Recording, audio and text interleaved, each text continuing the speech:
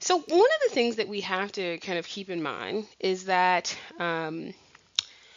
when we make decisions, involvement also matters. How much we care about the subject matter also matters, right? So if we see a message or an ad trying to persuade us to buy something, when we have high involvement, we really care.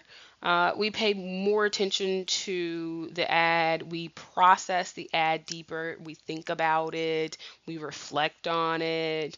Um, those kind of things, we might develop strong attitudes and purchase intention. So, strong, favorable attitudes and purchase intentions. On the other hand, we might also develop strong negative attitudes and no intention to purchase the product. On the other hand, when we look at low involvement, we pay less attention to it. We have peripheral processing, so we might listen to, let's say, the humor of the ad or pay attention to the humor of the ad or songs included in the ad as opposed to the ad itself. In this case, we usually have weaker attitudes and we use more cues. And that's why I'm kind of looking at this right now. We tend to use more cues when we have lower levels of involvement. Um, and there are certain cues that become really important, and that's what I'm going to talk about next. All right, so I talked about decision rules earlier, and we usually use decision rules, to be honest, when we have high effort context, like buying a new car. But we often have other decisions that require lower levels of effort, right? Buying a beverage, let's say you go into a gas station or a CVS or something like this. The amount of effort we put into buying a beverage is going to be significantly different than the amount of effort we put into buying a car. And so when we're buying something like a beverage, we engage in simplifying strategies. So when motivation, ability, and opportunity, or MAO, is low, consumers are motivated to simplify the cognitive process with simplifying strategies. And so we often make choice based on kind of six different strategies, right, or tactics. The first four are cognitively based, performance related, habit, brand loyalty, and price. I'm sorry, the first five, and normative influences. Those are cognitively or thought based strategies or tactics. The last two, feelings and affect or variety seeking, tend to be feelings based. And so we're going to talk about the first five. I think we can all kind of agree that we understand what it's like to purchase a product in a low effort context based on our feelings or for our need to be different, our desire to seek variety. So, choice tactic number one, performance. We typically look or think of performance tactics as tactics that are based on the benefits, the features, and the evaluations of the product. The key development of this type of tactic is bringing about some level of satisfaction to the consumer, right? So think about this. When you decide the hospital or the doctor that you use, you might go to JD Power or Consumer Reports to figure out how they evaluate the hospital or the doctor. And this is, what we would consider a benefit of going to the doctor. We could also look at evaluations of the brand. Maybe you look online. We could look at the features of the hospital. Do they have a women's clinic? Do they have a women's, um, I guess, unit? These kind of things. So there are some marketing implications of performance. One, you really want to increase satisfaction of your consumers, right? You can do that through product or service quality.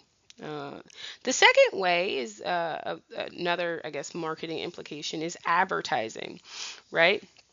You can kind of influence consumers' expectations. Um, of positive reinforcement, so you can increase how much they expect to receive positive benefits from going to your particular hospital. Um, or you can lessen negative effects, right? So one of the things you could do, let's say you went to the ER at a hospital around Michigan or in Detroit, and the wait time was, 16 minutes. One of the things that you could do, if the hospital thinks 16 minutes is fairly okay and it's average, you could create some kind of ad that says something like, the average wait time in Michigan for an ER visit is 1.5 hours. Our hospital only has a 16-minute wait time. Well, if that's what you hear and you go, wow, okay, well, I thought 16 minutes was bad. That's not that bad. I'm impressed. Glad I went to that ER. You could also do things such as free samples to encourage trial and hopefully engage consumers for repeat purchases. Surely you would not do that with a hospital, though. Maybe with a different example. Yeah, maybe you are dull and you're trying to get more people to eat bananas, so you start just giving out free samples of bananas, that kind of thing. Hi guys, this is Dr. Davis again. So the most simple choice tactic is habit.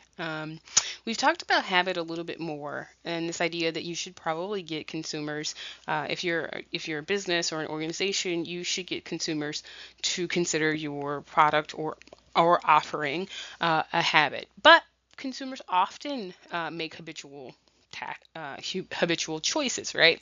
The main reason is that for most of us, it tends to be the simplest and most effortless type of consumer decision. Requires little or no information seeking. So, for example, there are certain products that I buy on habit. I don't have to go to the deodorant aisle, for example, and think about 28 different brands or types of deodorant. I know the exact deodorant I'm going to buy. I buy the exact same time, that same product every single time. Um, the one thing to remember with habit as a choice tactic is that the longer consumers wait in between purchases, the less likely they are to buy the habitual brand. So if I waited longer to buy my deodorant, let's say, for example, I bought I guess, three packs of deodorant. Then I may decide the next time I go shopping for deodorant, which might be, 3 months later, that maybe I should try something new. Maybe I should try something different. But if you're buying it all the time, very frequently, you're more likely to rely on habit. So, what does that mean for marketers? Well, if you're a marketer, you want to develop repeat purchase behavior, right? So, I put this picture of Groupon and how they give special discounts for both new customers and then also discounts for consumers who've already used the service, right? So, 40% to reel you in, and then they start doing 20% or 5% if they want you to try the product again and you've already used it. You can, if you're a marketer, market to habitual purchasers of other brands, right? So, for example, I tend to use a very obscure deodorant type, but I get coupons in the mail and these kind of things from other companies that create or produce deodorant, manufacture deodorant. So, for example, Dove or Secret. The goal, of course, is to break my habit and induce me to switch to a different brand, right? It could be done with free samples, it could be done with pricing deals, like I said, coupons. Um, you make sure you could also, of course, market to habitual purchasers of your own brand with price discounts or sales or kind of free samples to make sure they don't stray, right? Remember, consumers are oftentimes susceptible to competitor deals. And remember, the things that we buy habitually tend to be smaller purchases. And so, of course, we're going to be susceptible to deals, right? So 50% off deodorant might be kind of a big deal when deodorant is only $4. Doesn't really apply to things like your house or your car, in the sense that most of us don't buy those things from habit, although some people do, right? Maybe you have a habit of only buying Fords, for example. So another choice tactic that consumers rely on is brand loyalty, right? Some people make a conscious evaluation of a brand or service, says and believe that that brand or service satisfy their needs to a greater extent than others do, and as a result, they always pretty much buy products from that brand or service. So, for example, I've shown these pictures. A guy here has Apple cut out in the back of his head. Another guy has Coca-Cola. One would think, based on these kind of haircuts, that they tend to be pretty loyal to Apple and Coca-Cola. What's different between brand loyal customers and repeat customers or just repeat purchasers? Brand loyal customers tend to have a high level of commitment. They'll do something like get a haircut with Apple in the back of their head, right? They only have Apple, so on and so forth. I say this as a person who right now has three Apple products, but doesn't really feel that committed to Apple, so I'm not really brand loyal.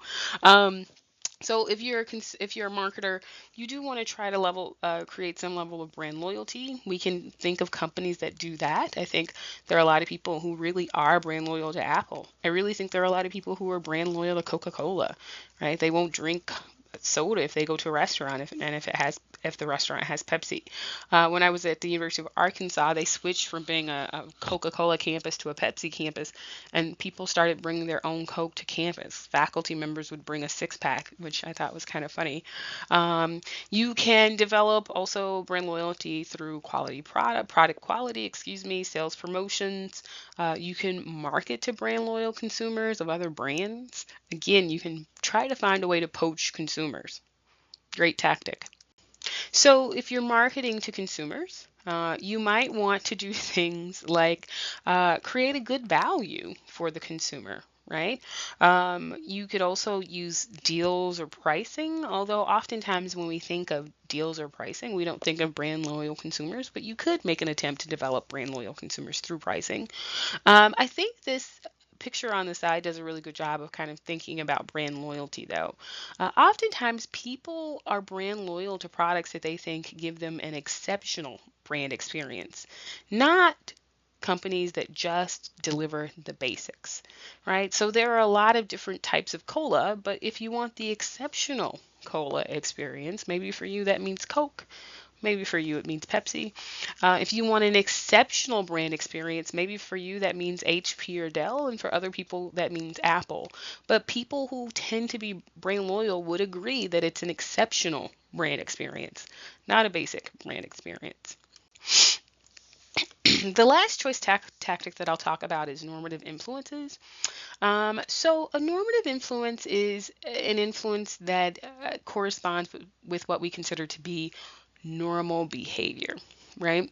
And usually this is pretty influential in terms of how we make decisions, right? So maybe the way that you've decided to choose the university you go to is the way that your parents chose their university, or the way that your school counselor told you to choose universities. Maybe you looked at the cost and the distance from your house and things like this. On the other hand, think about other ways you could have chosen a university. You literally could have put a list of universities down on a piece of paper, moved your hand up and down the piece of paper with your eyes closed, and just stopped on a university, open your eyes, and that's the one you went to. Most people won't do that though because it's not normative. That's not how you pick a university. And if you were to tell people that's how you picked your university, people would think you were kind of odd. Um, but remember, a lot of times we are concerned about others' opinions, and so we kind of go along with what we consider to be normal, right?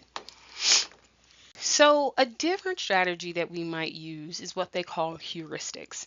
And heuristics are ways that we reduce mental effort. I talked earlier about this idea that we're cognitive misers, right? And if we need to make we need to make complex decisions, a lot of times we'll use simple rules, right? So, I don't want to have to do, 30 minutes of thinking, so I'll take a mental shortcut. And that's what a heuristic is. It's really just a mental shortcut. This is my third time recording this slide, no joke. So I just talked about these mental shortcuts, the three major heuristics that we tend to talk about when we discuss heuristics are availability, representativeness, and anchoring. In availability, the kind of way we think about that is that the easier it is to remember an instance of something, in this case we'll call it Y, the more frequent we think it is, right? So if you can remember, for example, plane crashes, right? So let's say you remember five of them, the person next to you remembers 10. The person who remembers 10 pretty easily, the person who has it more readily available, will think plane crashes happen more frequently. If you read the excerpt to the right, they say this is why mediocre employees remind their bosses before performance reviews of the great things that they may have done throughout the year. In this instance, it may be that the mediocre employee generally is mediocre, right? but maybe they've done two really phenomenal things throughout the year. You remind the boss of those phenomenal things. Boom, when the boss is thinking about what kind of employee that person is, they'll remember those two phenomenal things and think, this is a phenomenal employee. Similarly, if a salesman, let's say medical salesmen, are told about a product or trained to sell a product, when they are speaking to clients and the client says, I need a product to help cancer patients, rather than giving the doctor in this instance the best product available, they'll probably give the doctor the product or sell the doctor the product that they were just trained to sell, right? Because that's the most available product that they have. It's the one that's most likely in their memory. And we do this quite a bit. Okay, so the second heuristic is what they call representativeness. The more object X is similar to class Y, the more likely we think X belongs to Y. And I'll kind of give you an example. Consider the following description. Steve is very shy and withdrawn, invariably helpful, both little interest in people or in the world of reality. A meek and tidy soul, he has a need for order and structure and a passion for detail. Is Steve a farmer, a librarian, a physician, an airline pilot, or a salesman? What do you think? So I am going to bet that the majority of us chose librarian, right? So we tend to associate things like meekness, order and structure, shy, helpfulness, these kind of things with librarians. But what if I told you that Steve was actually a salesman, right? One question becomes, why did you think he was a librarian? And why can't he be a salesman? Well, he can be either, but we typically categorize people's occupation by their similarity to other people in that occupation, right? We often will assume, for example, Steve belongs to a class of librarians because Steve and the traits that he espouses are similar to librarians. The problem with that, though, is that the problem with that is that in saying so, we are demonstrating bias, right? Multiple biases. We're demonstrating biases towards librarians by thinking that they're all meek, they're all shy, they're all helpful, they all have prefer order and structure. We're also demonstrating biases towards salesmen, right? Why can't they be meek? Why can't they be helpful? Why can't they be shy and seek structure, right? There is no one size fits all solution for everyone, but we often kind of take these mental shortcuts because they are kind of helpful for us to categorize people. This is one of the main reasons that we stereotype, not because it's right, but because it helps us not kind of have to put out a lot of mental strain to figure out who people are and what people are. The last heuristic is anchoring. So in anchoring, the initial estimated value affects the final estimated value, even after considerable adjustments. So for example, let's say you're a realtor, let's say a realtor asks you, uh, do you think this house is worth more than $150,000? Well, most people will then anchor to the price point $150,000, and their response will be based on that $150,000 estimate, right? So they may say something like $175,000, or they may estimate that the house is $225,000. But once the realtor says 150, you're not really going to hear the consumer come back and say, no, I think this house is worth $1.3 million, right? Because that really wouldn't make sense. The consumer is anchored at $150,000. Let me give you another example on the next slide to kind of demonstrate this point further. So in class, I've mentioned Dan Ariely before. He's a behavioral economist out at Duke who does some really interesting research. And he was wondering, what does anchoring look like, and does it have to happen at, let's say, retail or with your realtor? And so he performed an experiment. He took two people, actually he took multiple people, but we'll use two for this example. And he asked both people to write down the last four digits of their social security number. Let's say, for extreme purposes, that consumer A wrote down 1111 and consumer B wrote down 9999. What he found is that consumer A, whose social security number was 1111, was much likelier to say that the bottle of wine was worth about $10, right? Because they were anchored on 1111, $11.11. On the other hand, the person whose social security number was 9999 was much more likely to say that the bottle of wine was significantly more expensive. Let's say $89. Why? Because they were anchored on $99.99. So what does that mean for you as a consumer? Well, let's see how that plays out. You go to Best Buy or some other electronics store, and when you walk in, they have a television, a flat screen TV actually, for $59.99. I'm sorry, not $59.99. That's crazy. $599. If that's true, then for most consumers, their mind is anchored toward $599.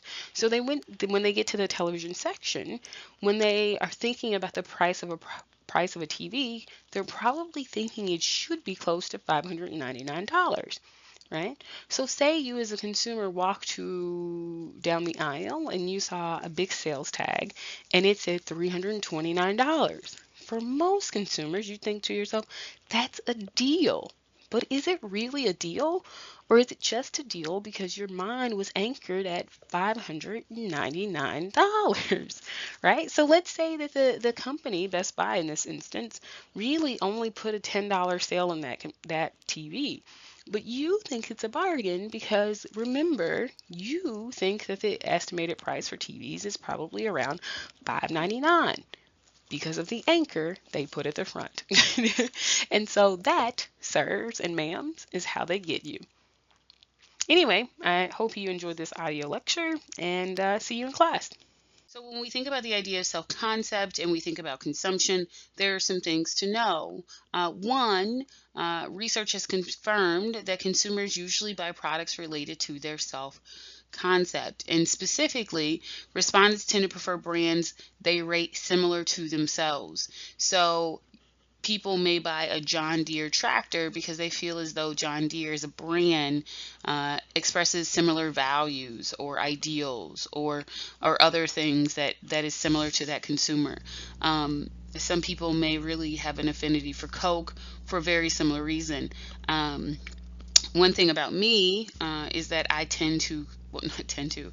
I a couple of years ago started collecting Barbies. So if you come to my office, you'll see some Barbies that I've collected.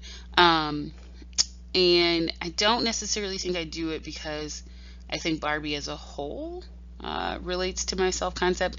I do it more so that because they started creating dolls that I think are a little bit closer to my self concept, dolls that look more like me, and I appreciate that. And it shows, beauty in all different forms. Some people might like Ford, they may prefer McDonald's, so on and so forth. And so, again, I've talked about in class before that people prefer advertisements that have consumers that look like them. They prefer movies with consumers that look like them. This is somewhat different, right? This is saying that you identify with a brand. You believe a brand is similar to you, and therefore you have a particular affinity with that brand. And so one thing we could all think about is what brands would that be true of for us? Brands that I have a particularly strong affinity for, I really like the Body Shop. I have one who just thought of this. I don't know if I think it's similar to me, but I have a blender, the Ninja, and it actually just broke in my dishwasher today. Sad for me, but I love my Ninja blender. It's probably the best blender I've ever had, and it's been with me for about 5 years. So I have an affinity for that. I'm not sure that I think the brand is similar to me, but I'm sure there are brands that I think are similar to me. But kind of what are your ideas here? So if we look at this figure, it talks about the relationship between self-concept and brand image influence. So for a product or brand image, and then the consumer concept, what ends up happening? Well, from a behavior standpoint, we tend to seek products and brands that improve or maintain our self-concept. And we tend to be satisfied with purchases that contribute to our desired self concept, right? So what that ends up doing is just reinforcing our self-concept, right?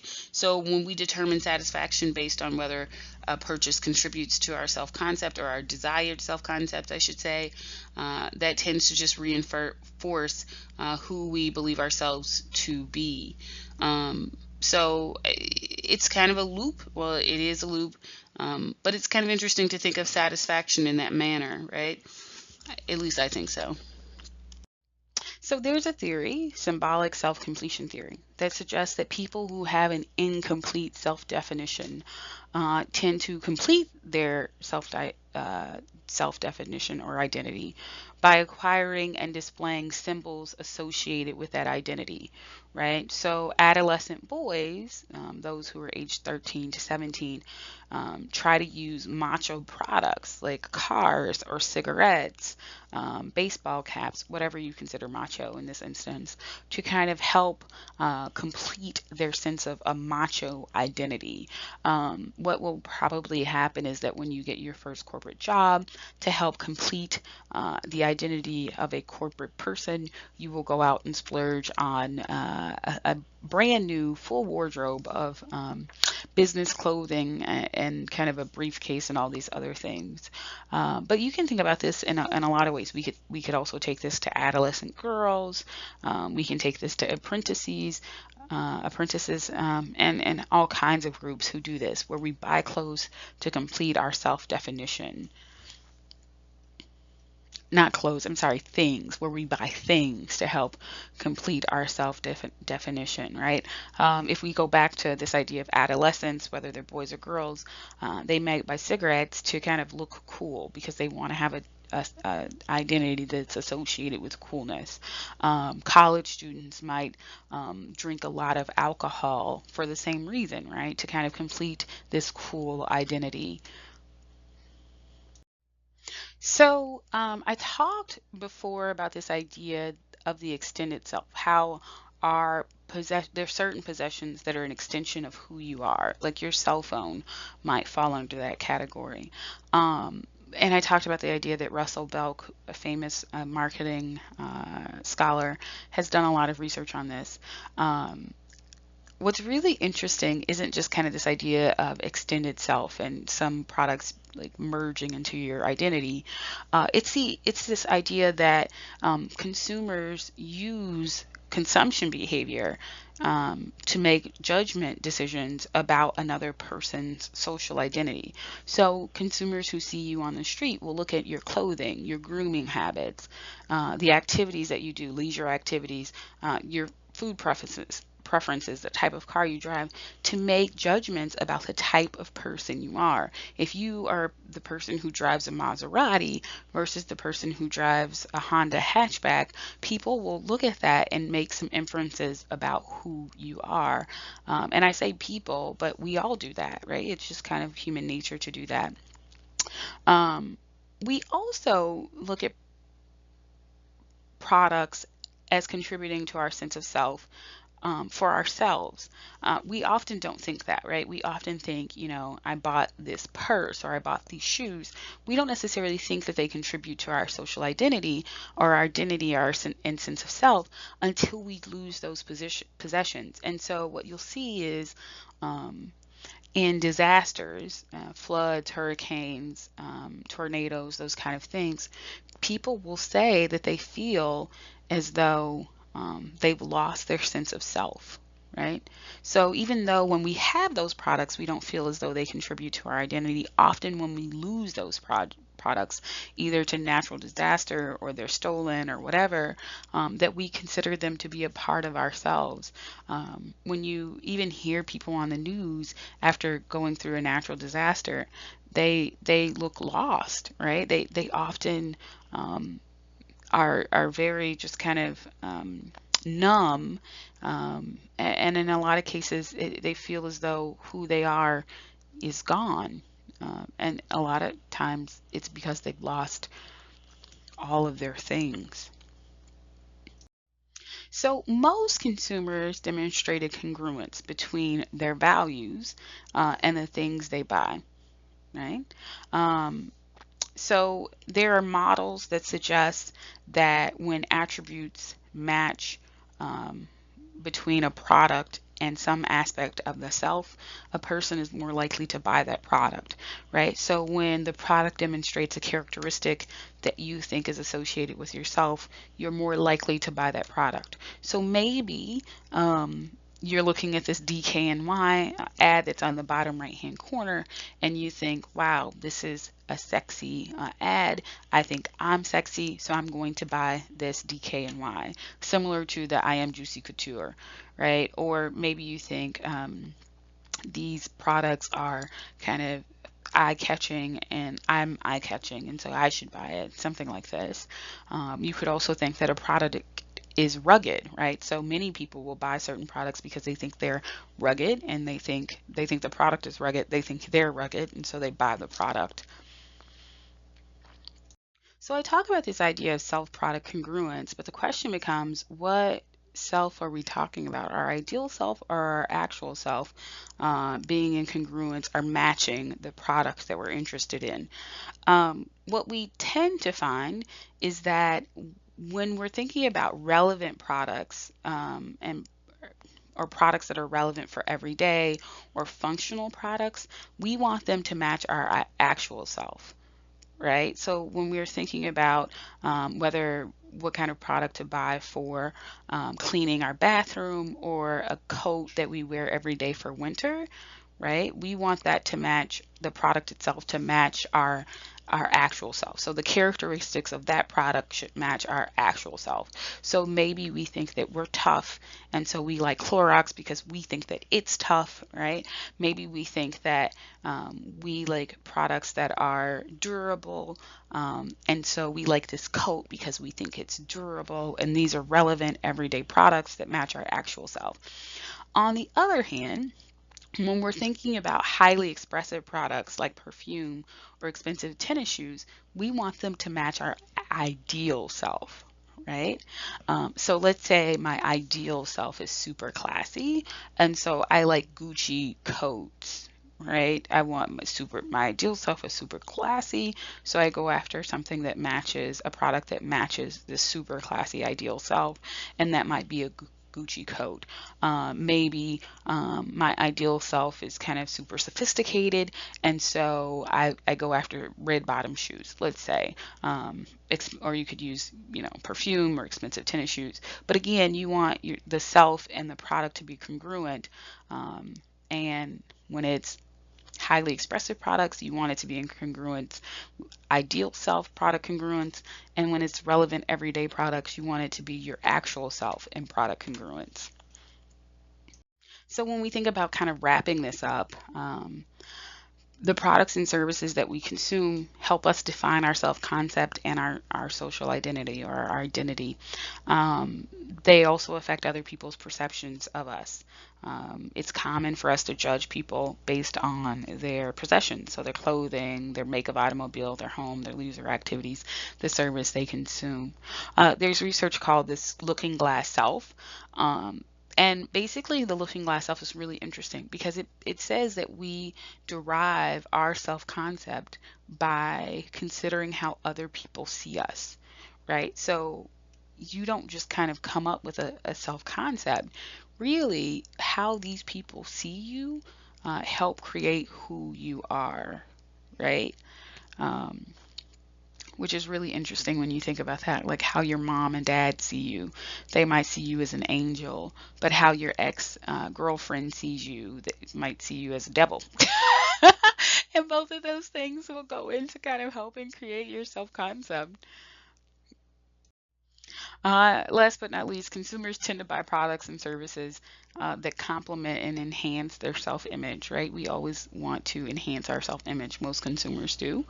Um, This is useful in things like in areas like market segmentation, right? If we know that consumers want to enhance their self image, we can identify consumers who are likely to want to enhance their self image with certain products and then create a segment for those consumers.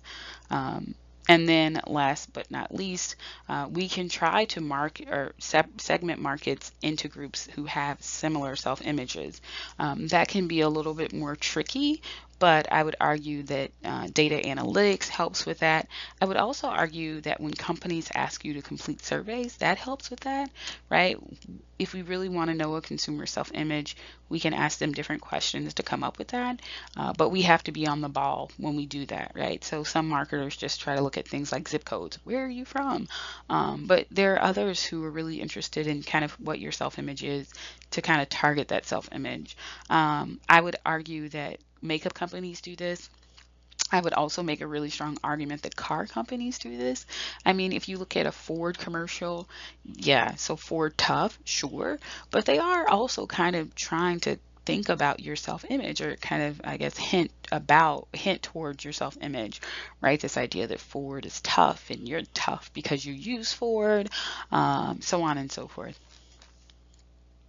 Okay, step 5 of the consumer decision making process is post purchase behavior. Just like all the other steps, it can be affected by cultural, social, individual, and psychological factors. Um, so we'll just jump right in. So we've talked about this idea of cognitive dissonance before, where there's a difference between your attitudes and your behavior. We also use the term cognitive dissonance to talk about post-purchase behavior. And in this case, it's when the consumer feels doubtful or concerned after a purchase is made. You are more likely to experience this form of dissonance when the purchase price of the product or service or market offering is high, when there are many close alternatives. So let's say you were deciding where to go for spring break.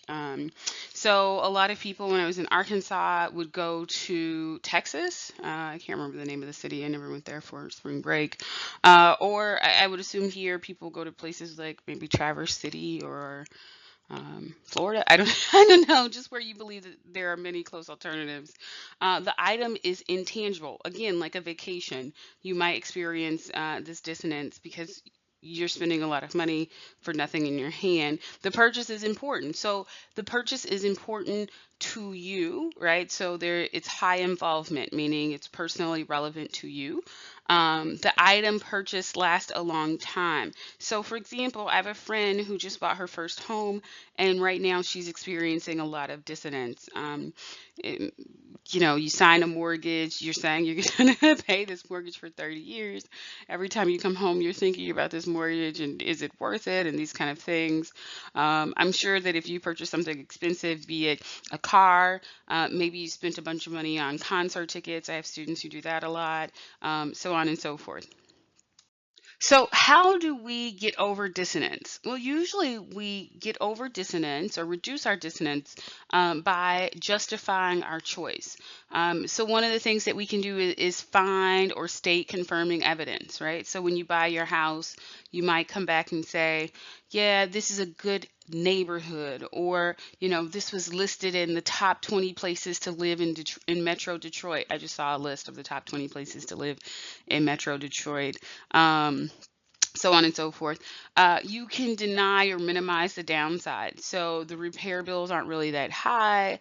For example, they say that if you buy a house, you should expect to spend about 1 to 2% of the purchase cost of a house on repairs every year. So you might say, hey, that's not really that expensive. It could be worse. You could do the same for a car, this kind of thing. You could look for support from others. Oftentimes, we really like validation for our choices. So you could talk to your friends or your family to see if you can get that type of support. You can also start modifying your beliefs, right? So let's say you buy a used car or a car in general that's really sporty, but is not very spacious, right? So you could say something like, I really didn't want a roomy car. I don't want a lot of people asking for a ride because you only got a two-seater, right? Or, maybe you got a really nice car that's front wheel drive. I'm sorry, that doesn't have front wheel drive. And you're like, who needs front wheel drive in Michigan? You can come up with all kinds of ways to justify purchases. I'm sure that this is not something that's new to you. We've all spent money we probably shouldn't have and figured out a way to justify that decision. Other things that you can do to reduce dissonance. I like this graph here. You can seek new information. So we talked about justifying your decision. So you can also seek new information. So you buy a house or a car and you continue to look up the neighborhood, the schools, in the case of a house, or, information about a new car, where it sits on Consumer Reports, these kind of things. You could avoid contradictory information. So anytime contradictory information comes out, you could try to avoid it. You can return the product. What's really interesting, I mentioned before that I read Reddit and I read their personal finance subreddit quite a bit, are the number of people who take back cars or suggest taking back a car after they buy it. I think a lot of car dealerships have a 30-day or 2-day or something like this return. If you bought jewelry, airline tickets will usually let you return them within 24 hours, this kind of thing. What I really like about this um, graphic, though, is that it talks about what else can be done. And the fact is that the marketer can do things to kind of reduce this dissonance. They can send some kind of post-purchase communication. And you'll see this a lot. You go to a store and they have your information. So they send you an email saying, hey, thanks for shopping with us, or review this product, these kind of things. A marketer can also spend additional money to display or demonstrate the superiority of the product, right? So if you bought a new Chevy, I think Chevy wins a lot of Consumer Report awards, as does the Ford F-150 or Tesla or these kind of things. You spend money highlighting those awards. You can also offer guarantees. One of the things you'll notice is that if you buy a car, they might give you, a 3-year warranty, so that you don't feel as much dissonance in thinking about, what if, I have to pay expensive repair bills. You can also see this with companies or retailers. I once bought a laptop and had to take it back within 3 days at Best Buy because it turns out that the laptop didn't function very well, but they had a 10-day guarantee, and so it was fine. I just bought another laptop. So again, these are things that the marketer can do.